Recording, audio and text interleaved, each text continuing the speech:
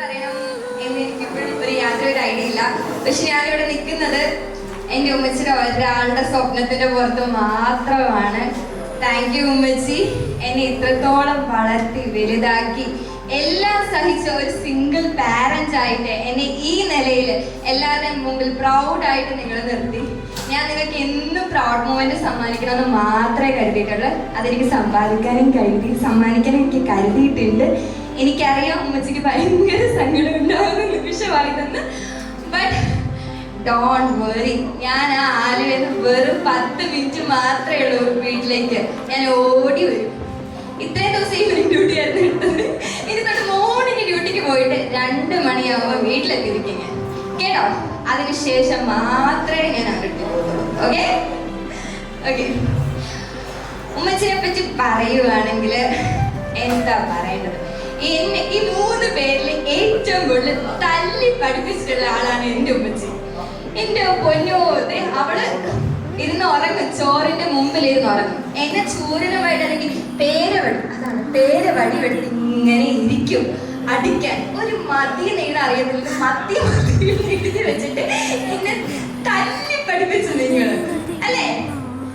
എന്നിട്ട് എപ്പോഴോ ഒന്ന് പഠിത്തത്തിലേക്ക് പുറകോട്ടായി. ആ ടൈമിൽ വന്നിട്ട് മോളെ, നമ്മുടെ ലൈഫ് നീ ഉദ്ദേശിക്കുന്ന പോലെ അല്ല പോകുന്നത്. കാണുന്നുണ്ടല്ലോ ഉമ്മച്ചി സ്ട്രഗിൾ ചെയ്യുന്നത്. നിനക്ക് എത്രത്തോളം നിനക്ക് നല്ലൊരു ലൈഫ് പോലും നിനക്ക് സമ്മാനിക്കാൻ കഴിയുന്നില്ല. 3 നേരത്തെ ഫുഡ് നിനക്ക് നല്ലപോലെ എനിക്ക് തരാൻ കഴിയുന്നില്ല. നീ അതുകൊണ്ട് നല്ലപോലെ പഠിക്കണം. പഠിച്ചാൽ മാത്രമേ നമ്മുടെ ഈ പ്രശ്നങ്ങൾ തീരത്തുള്ളൂ. നിങ്ങളെന്നെ പറഞ്ഞു മനസ്സിലാക്കിയ ഒരു മൊമെന്റ് ഉണ്ട്. അതായത് ഞാൻ വെറും 4ാം ക്ലാസ്സിൽ പഠിക്കുന്ന സമയം, ആ സമയം തൊട്ട് ഇന്ന് വരെ എല്ലാ കാര്യത്തിലും മുന്നിൽ മാത്രം നിൽക്കാനേ ഞാൻ നോക്കിയിട്ടുള്ളൂ. അക്കാഡമിക്സ് ആയിക്കോട്ടെ, വേറെ എന്തായിക്കോട്ടെ, എന്തിനും അനുഭവം എന്നുള്ള പേര് കാണും. അത് ഈവൻ ഒരു പ്രോഗ്രാം, ഒരു ഫംഗ്ഷൻ, എന്തിലായാലും ഞാൻ എന്നുള്ളൊരു പേര് ഉണ്ടാവും അവിടെ. അതെനിക്ക് എൻ്റെ ഉമ്മച്ചിക്ക് എടുക്കാൻ പറ്റിയ ഏറ്റവും പ്രൗഡായിട്ടുള്ള മൊമെന്റ് ആണ്. അതുപോലെ തന്നെ നിങ്ങൾ സത്യം പറഞ്ഞു, നിങ്ങളെ കേസിനെ പഠിപ്പിക്കാൻ വിട്ടത് എന്തിനാ പറയും? 10,000 രൂപയെങ്കിലും നിനക്ക് കിട്ടുവാനും അല്ല നീ ഇൻഡിപെൻഡന്റ് ആയിട്ട് നിൽക്കണം, 2 കാലത്ത് ഇൻഡിപെൻഡന്റ് ആയിട്ട് നിൽക്കണം എന്ന് പറഞ്ഞ് പഠിപ്പിക്കാൻ കിട്ടും. എന്നിട്ടോ ജോലിക്ക് കയറിയപ്പോ കിട്ടിയതോ 30,000 രൂപ. അതിൽ കൂടുതൽ വല്ല വേണോ തരാനായിട്ട്? ഇപ്പത്തെ ആ ഒരു സാലറി ഇൻക്രിമെന്റ് ആയിട്ട് 40,000 നെറ്റ് നിൽപ്പുണ്ട്. അത്രത്തോളം വേണ്ടല്ലോ. ഇത് നമ്മുടെ ചെറിയ ചെറിയ ആഗ്രഹങ്ങളല്ലേ ഉള്ളൂ, അത് ഞാൻ സാധിച്ചിരിക്കും. എല്ലാവരെയും കുറിച്ചെടുത്ത് പറഞ്ഞിട്ടുണ്ട്, മക്കളെ നോക്കി നീ ജീവിക്കരുത്, മക്കളെ നോക്കി നീ ജീവിക്കരുത്. പക്ഷെ അതൊന്നും അല്ല ഉമ്മച്ചി കാര്യം. ഞങ്ങൾ എന്നും ഈ ഉമ്മച്ചിയോടെ കാണും, കേട്ടോ? നമുക്കൊരു ചെറിയൊരു സ്വപ്നം കൂടെ ഉള്ളൂ, നമുക്ക് സ്വന്തം പറയാൻ വീട്. ആ ഒരു വീടും ഇൻഷാ അല്ലാഹ് നമുക്ക് ചേർത്ത്. അതെന്റെ വാക്കാണ്. കാരണം എനിക്കറിയാം എൻ്റെ ഉമ്മച്ചി എത്രത്തോളം സ്ട്രഗിൾ ചെയ്തിട്ടുണ്ട്. ഇതൊരു കുഞ്ഞു ഫംഗ്ഷൻ ആയിക്കോട്ടെ, ഈ കുഞ്ഞു ഫംഗ്ഷൻ പോലും നടത്തിയെടുക്കാൻ നിങ്ങളെടുത്ത് ഓരോരോ ഇതുണ്ടല്ലോ, കഷ്ടപ്പാടുണ്ടല്ലോ, അതെല്ലാം എനിക്കറിയാം. നമ്മൾ 2 പേരും കൂടി ഓടി ഓട്ടവും എല്ലാം എനിക്കറിയാം. ഉമ്മച്ചി ഒന്നും കൊണ്ട് സങ്കടപ്പെടണ്ട. ഞാൻ എന്നും എന്തായിരുന്നു, ഞാൻ പണ്ടത്തെ എന്തായിരുന്നു അതുപോലെ തന്നെയായിരിക്കും ഇനിയും അങ്ങോട്ടേക്ക്, കേട്ടോ? പിന്നെ എവിടെ 2 കുരുക്കുകള്? 2 പറഞ്ഞ കാര്യമില്ലെന്ന് എനിക്കറിയാം. ഇനി ഇനിയെങ്കിലും മര്യാദയ്ക്ക് എന്റെ ഉമ്മച്ചിനെ നോക്കിക്കോളാം. ഞാൻ വരും, എന്നാലും മര്യാദയ്ക്ക് കട്ടിലടി പോയി കിടന്ന പിണങ്ങി കിടന്ന ഇനി വിളിക്കാൻ ആരെയും കിട്ടത്തില്ല, കേട്ടോ മോളും? എനിക്ക് വരാൻ ഞാൻ ഇനി അവിടെ ഓടി വന്നിട്ട് കട്ടിലടിയിലാണ് ഇതിനെ പിറക്കി എടുക്കാനായിട്ട്. അതിനൊന്നും വരുന്നില്ല, കേട്ടോ? പ്രത്യേകിച്ച് പറഞ്ഞിട്ടൊന്നും കാര്യമില്ല. നീ എന്തെങ്കിലും ഒപ്പിക്കും, ഉമ്മച്ചിക്കാരിക്കും, അടുത്ത ഉമ്മച്ചി എന്നെ വിളിക്കും, അടുത്ത റിപ്പീറ്റ്. ഓക്കെ, അത് ഞാൻ വിട്ടിരിക്കുന്നു. പക്ഷെ കഴിപ്പിച്ചാലാ ഇവിടെ, കേട്ടല്ലോ?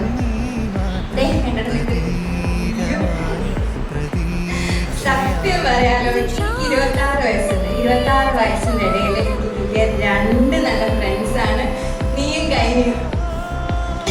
എങ്ങനെയായിരുന്നോ എനിക്കറിയത്തില്ല, പക്ഷെ എങ്ങനെയോ നമ്മൾ 3 പേരും കണക്റ്റ് ആയി. അന്നോട്ട് പിന്നെ സത്യം പറയാനോ ഇതുവരെയായിട്ട് ജഡ്ജ് ചെയ്യാതെ 2 പേരെന്ന് വെച്ചിട്ടുണ്ടെങ്കിൽ നിങ്ങൾ 2 പേരും മാത്രമാണ്. സീരിയസ്ലി, ഞാൻ പണ്ടൊക്കെയാണെങ്കിൽ കോളേജിൽ ഒരു ഫംഗ്ഷൻ നല്ല ഡ്രസ് ഇട്ടുകൊണ്ട് പോയി കഴിഞ്ഞാൽ ഇത് അത്ര കൊള്ളത്തില്ല, പക്ഷെ ഇവിടെ സൂപ്പർ അടിപൊളി കൊള്ളാം എന്നും പറഞ്ഞ് ഇങ്ങനെ നിൽക്കും.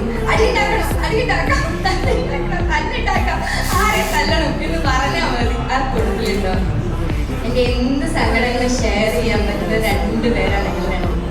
ഇന്ന് എൻ്റെ കൂടെ ഉണ്ടാവണമെന്ന് ആഗ്രഹിക്കുന്ന രണ്ടുപേരും കരയുണ്ട് അവിടെ നിന്ന്. പിന്നെ പപ്പായും മമ്മിയും പഠിച്ചിരിക്കട്ടെ പറയാം. പപ്പായുടെയും മമ്മിയുടെ റോൾ എന്ന് വെച്ചിട്ടുണ്ടെങ്കിൽ ഭയങ്കര വലുതാണ്. ഈ നിമിഷം വരെ ഇങ്ങനെ ഞാൻ നിൽക്കണമെങ്കിൽ തന്നെ നിങ്ങളുടെ വലിയൊരു പങ്കുണ്ട്. അതില്ലെന്ന് ഞാൻ ഒരിക്കലും പറയുന്നില്ല. സ്കൂളായിക്കോട്ടെ, കോളേജ് ആയിക്കോട്ടെ, എന്തും ആയിക്കോട്ടെ, കല്യാണം വരെ ആയാലും നിങ്ങൾ വഹിച്ച പങ്കിനെ പറയാനായിട്ട് എനിക്ക് യാതൊരു ചെയ്യുന്നില്ല. ഇതൊരു കുഞ്ഞു ഫംഗ്ഷനാണ്, എനിക്കറിയാം. സാധാരണ കല്യാണം പോലെ അല്ലെങ്കിൽ നടന്നതെന്ന് എനിക്കറിയാം. But I just enjoy it. എനിക്ക് ഞാൻ എൻ്റെ ലൈഫിൽ ഇന്നേ ഒരു ഹാപ്പിനെസ് എനിക്ക് ഇന്നാ മോളെ എന്നും പറഞ്ഞ് ആരും കൊണ്ടു തന്നിട്ടില്ല. അത് ഞാൻ നേടിയെടുത്ത ഹാപ്പിനെസ് ആണ്. അതും ഇതുപോലെ തന്നെ ഒരു ഹാപ്പിനെസ്.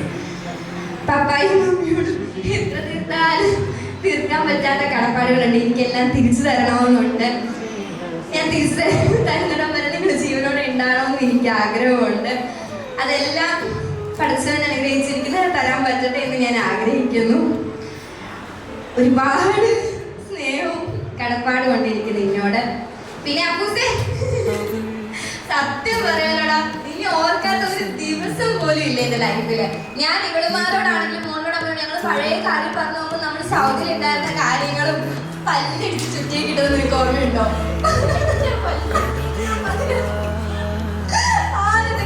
പറയാത്ത ഒരു ദിവസവും ഇല്ലടാ സത്യമായിട്ടും.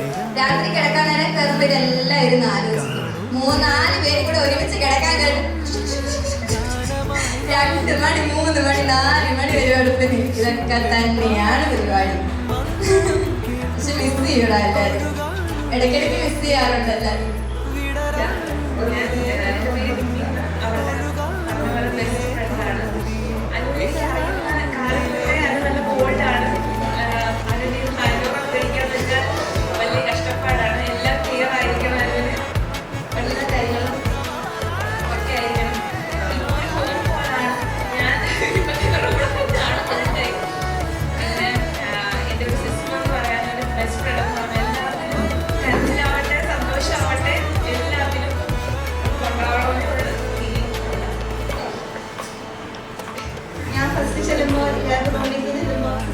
സീനിയറായിട്ടായിരുന്നു കണ്ടിരുന്നത്.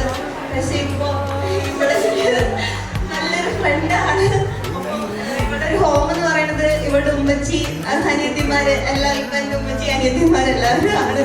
ഒരു ഫ്രണ്ട്സിനേക്കാൾ ഉപരി ഇവരെനിക്ക് നൽകിയിരിക്കുന്നത് ഒരു വീട് തന്നെയാണ്. അതെ, കൊച്ചിന് ഡാൻസ് കളിക്കാൻ മാത്രമേ കുഴപ്പമില്ലാത്തുള്ളൂ. സ്കൂളിൽ പോകാൻ വരെ പേടിയാണ് ഒറ്റയ്ക്ക് നടന്ന് പോകുമ്പോൾ മോള് പറയാറുള്ളത് മോളൊരു 2 കാലുകളും കുഴഞ്ഞു പോകുമെന്നാണ് പറയുന്നത്. ആരെങ്കിലും കാണാമോ?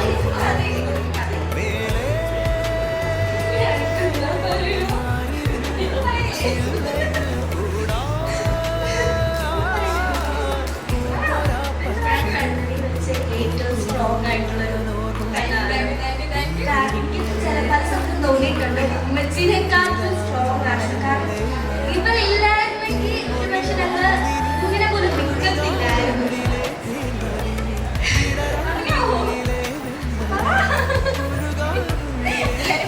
പൈസ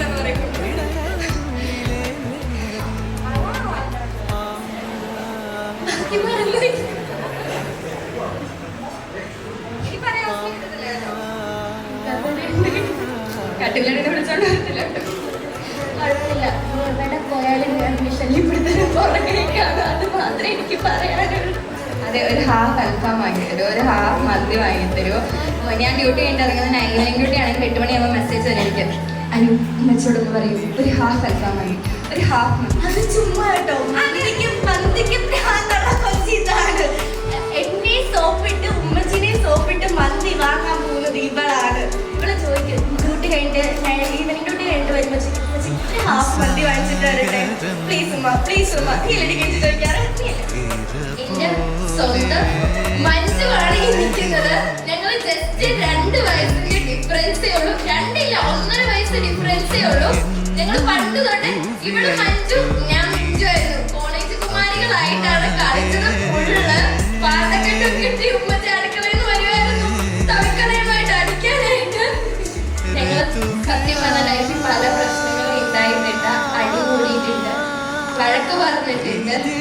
പക്ഷെ പുറമെ സ്നേഹം കാണിക്കത്തില്ലെങ്കിലും അതെ എന്നെ തൊടാൻ ആരെയും അപ്പൊ അറിയാം ചാടി വീഴും അതെ എനിക്ക് ഞങ്ങളുടെ കുടുംബത്തിൽ എന്നെ ആർക്കും അങ്ങോട്ട് ഇങ്ങോട്ട് പറയാം പക്ഷെ പുറത്തുനിന്ന് ഒരാളെ കൊണ്ട് പറയാൻ സമ്മതിക്കത്തില്ല